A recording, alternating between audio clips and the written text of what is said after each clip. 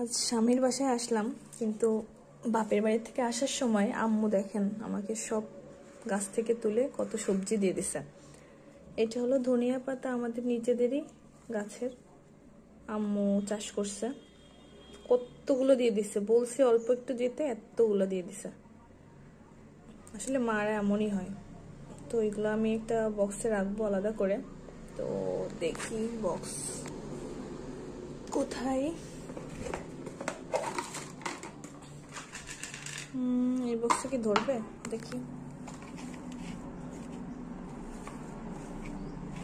ধরে যাচ্ছে।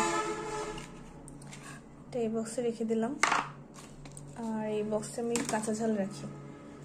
কত সবজি দিয়ে দিছে আল্লাহ, দেখেন আমাদের নিজেদের গাছের ঝাল। আম্মু এত ঝাল দিয়ে দিছে আল্লাহ, দেখেন। আমি বলছি ভাত দিয়ে কয়টা খাবো, আল্লাহ কি করছে, মাশাআল্লাহ কত ঝাল দেখেন।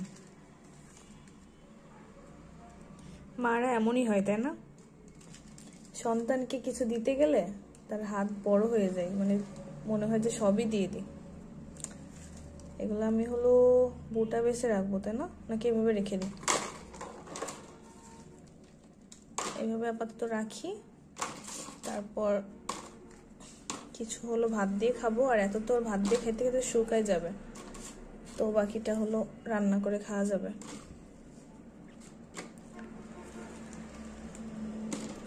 এই ঝালগুলো যে এত ঝাল, কি পরিমাণে যে ঝাল, একটা দিয়ে ভাত খাইলেই মানে প্রচুর ঝাল লাগে, বেশি খাওয়া যায় না। খাইতে ইচ্ছা করে বাট খাইতে পারি না। এইগুলো মনে করেন 2-3টা খাওয়া যায়, এগুলো একটু ঝাল কম। জালি, আম্মু জালিটাও তুলে দিছে, দেখছেন অবস্থা।